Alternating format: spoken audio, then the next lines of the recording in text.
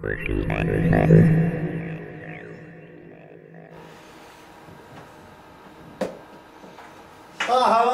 good afternoon and welcome to King Richard's Maths and Science channel. This week we're looking at adding and subtracting fractions with different denominators. We've got a little kinesthetic example set up for you here to show you how the bits actually fit together. Then there's a worked example and then some questions for you to attempt.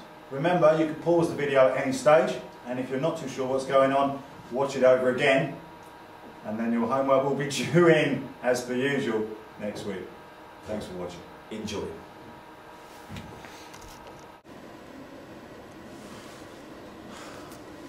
Right, here we have a circle broken up into fractions. We've got 3/12, a quarter, a third and a sixth of the whole there. We've also got all around the edge, got 12 little demarcations there. It's a bit like a clock face. So each section there would be a 12th. So if we're going to add, for example, a quarter and a third, doesn't really equal 2 of anything.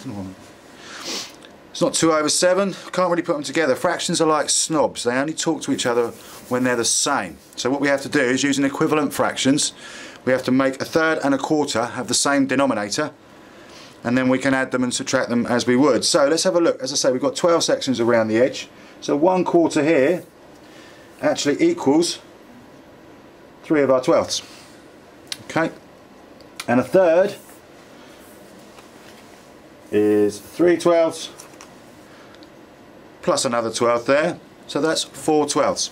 So how many 12ths have we got altogether? 1, 2, 3, 4, 5, 6, 7. So a third plus a quarter is 7/12. A third is 4/12 and a quarter is 3/12. In exactly the same way, if we wanted to add, say, a quarter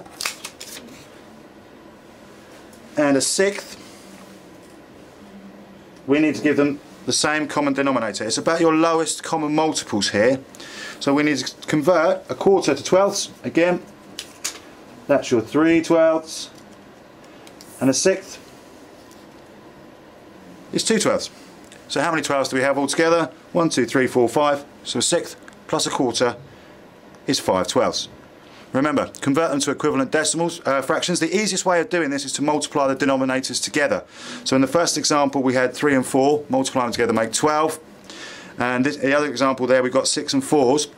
We could have gone to 24, but also 6 and 4 both go into 12. That is their lowest common multiple.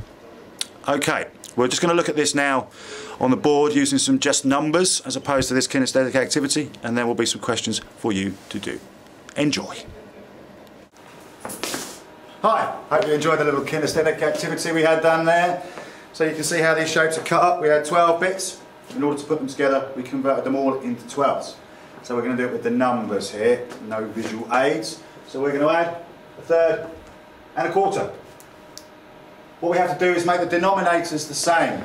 Fractions are like snobs, they won't talk to each other unless they're the same type of thing. So we need to make the denominators the same. The easiest way to do this is to multiply them together. So in this case we've got 3 and 4. 3 times 4 gives you the 12.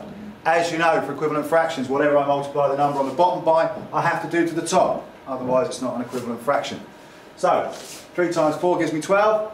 3 times the 1 at the top gives me 3. And on here, 4 times 3 gives me 12. So 4 times 1 gives me 4. So a third is 4/12, and a quarter is 3/12. So to add a third and a quarter, I've converted them into 12ths, I've made them into the same denominators, and then I just add them. 4/12 plus 3/12 is 7/12.